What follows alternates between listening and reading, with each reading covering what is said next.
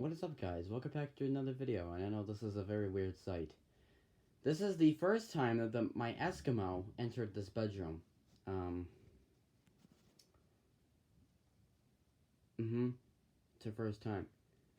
Welcome, Eskimo. Welcome to this bedroom. I have not ran the Eskimo since the, My Vintage Box Fan collection. The video where I put, like, literally all, 20-something of my fans in the living room. And then I had to run each individual of them. So that was the last time this fan was ran, and that was, I think, 3 months ago, so... yeah. So we're gonna see how it's doing. How is the Eskimo doing? I don't know, because she's been in the basement with the other fans for 3 months, so... And again, this is the first time it's ever sat on this floor in this bedroom. It's the first time it's ever actually been upstairs. So, yeah, I'm just curious to how it is doing. So let's see. Does it need oil? Let's take a look. Oh, that's a big no. Well, so far no. If it makes noise, then that's a lie. Anyway, I guess here's high. Oh, it still buzzes. Yeah, I had to varnish the motor. It still buzzes. Seems pretty good though.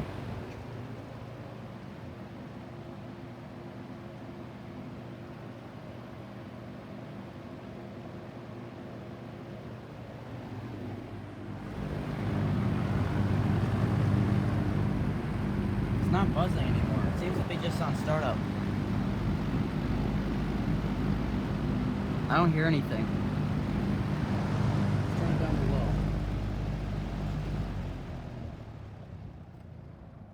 below. Okay, well that didn't do anything. That's fantastic. Is that the oil port? Oh my god, did they, wait. Did they print the oil crooked? They did. It's like, here's the hole, right? And all of a sudden, instead of saying like oil and then the hole, it's just like oil and the hole. Anyway, you don't even know what I'm talking about. I don't know what's going on here. No idea. I guess we'll just keep turning it until it goes on the low. Ah. You sneaky little bird. Yeah, I like to remind you, this switch doesn't have notches. That can make it kind of annoying. I'll get into that in a second. Let's slow start up here. Slowly getting faster. Kilowatt meter would have been handy, but it's in the closet. It is still buzzing, like really bad. I want to figure out what coil it is. It's either that coil or this coil. It's one of these two or something like that, or maybe that one, I don't know. I can't tell.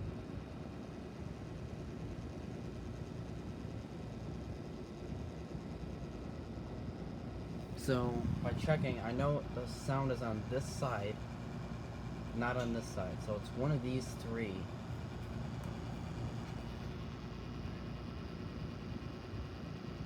Yeah, it's bad. That's a bad buzz.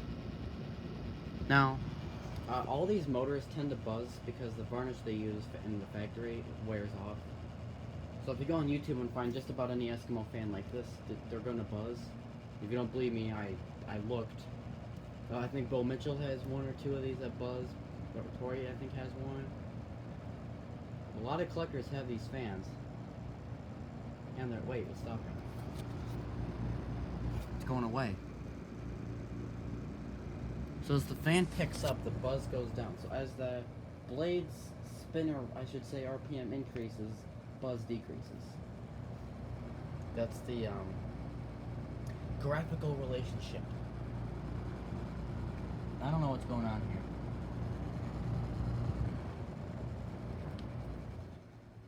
Where's my flashlight? It's over here, I think. Yeah. Oh yeah, does this look a little familiar? It's bright. It's starting to go away now, which is kind of interesting. Obviously will come back upon startup. can see the varnish actually. You see how the coil looks really shiny? That's what that is. I think it's this coil up here because it's black. I don't know why it's black. When I was in here the first time, I was inside this motor, all the oil in here was black.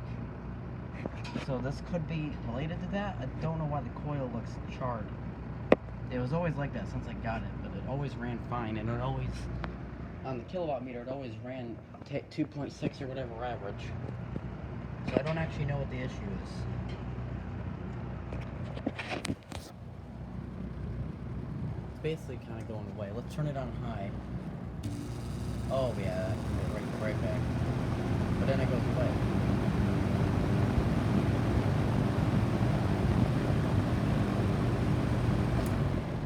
See that spin down. Curious George over here. About to spin down. Look how weird that looks. The spin down is actually really good. Which this fan always had a really crappy spin down. So I'm kind of surprised that out of nowhere it's got a really good spin down. That stupid motor. Now the Manning-Baumann, actually, believe it or not, fun fact, the Manning-Baumann did used to buzz. However, I varnished it and it stopped. So I don't know why I can't. I mean, when I varnished this motor, I caked it because this motor had the worst buzz I've ever even heard in my life. Like, not even old light bulbs buzzed as loud as this fan did. And I have recordings of that on my channel. I think in the 77 model buff video, if you go in there, there's a clip where I kind of do like a montage of all the times this fan here is buzzing. And, yeah, I mean, it's a lot quieter now upon startup, but there should be no buzz, regardless of how loud or quiet it is. There shouldn't be any buzz. I don't have a tripod here for this iPad, so what I might have to do is get something else like Vornado over here. And I'm going to set this right here. And I'm just going to take a quick peek inside the motor. And I'm going to look with myself. I'm going to look at the coils individual. Oh, that stinks. That smells bad. Woo! That's really rank. Wow. I don't know what it smells. I can't describe it. It smells like oil, which I guess is a bad sign. I guess it smells like... How hot is the motor? I can't tell because this brace covers it. I'm trying to find a spot here. It's very not warm at all. I'm going to open up this flashlight focus here. You want something cool? I can... Yeah, pretty cool. Let me use this to my advantage. So I can see all the varnish in here because the coils look wet. And when they look wet, that's the varnish I use. I use the Spray-On EL600 clear varnish. And since it's clear varnish, it comes out like shiny, kind of like clear coat paint. So since that top coil looks black, don't know why. So let's see. There's 6 in here. So there's 1, 2, 3, 4, 5, 6. So you can see that you can actually associate this with the little the nuts here. So there's 1 here, 1 here, and 1 here, and then there's also 1 here, 1 here, and 1 here. So it's like a hexagonal pattern. So the top coil at the very top looks black. It's got some charred spots yet. There are some wires, like some of the copper wires here, that are still silver. Or not silver, but like that bronze copper color. But most of it is black. The coil right here is a dark red, kind of. Not, I shouldn't say red, it's like a brown. So it's not as charred, but it definitely, I don't know what's in there. It looks dirty, actually. Like, it looks like someone took mud on here. But this top coil, especially on the right side of this top coil, is very, very black. It almost looks like burnt chicken on a grill. And again, this fan doesn't seem to be burnt because when I first opened up this motor, It had black oil everywhere. Like the oil was pitch black. Like it looked like ferro fluid or like tar. It was disgusting. It was all over the place. That could have been grease as well. So I don't know if that's what got on the coil. Granted, I never really cleaned the coils. I think I might have wiped them down. And I do distinctly remember if you scrape the winding, that black does come off. So I don't know if that considered is if it's still charred or burnt. Because, like I said, I could take my fingernail and I can scrape that coil and that black will come off. So I don't know. Now moving down to this coil right here, it looks shiny. Shiny copper, bronze, like a bright orange, shiny color. I don't know what the heck you can see on this camera here. If you want, I can try to focus, turn that up, zoom in, and maybe you can just see what I'm talking about. That coil looks shiny. Trying to use my head here to look. The one up here is black. And the one here is brown. This one's shiny. So let's look at this bottom one right here. This one is also shiny. So these two so far are shiny. Let's keep looking. This one's a dark copper color. So it's not brown, it's light brown. So it's like this coil here, but this one's slightly lighter. More of like a slightly less burnt color. So it's kind of the in-between of shiny and not shiny. That's what that coil right here is. Let's take a look at this top right. Now, just like this coil, this one's brown. So, here's what I noticed. In conclusion, these are the cleanest coils. These are shiny, copper, you can see it on camera. This coil and this coil, these two left and right coils, top left and right, are brown.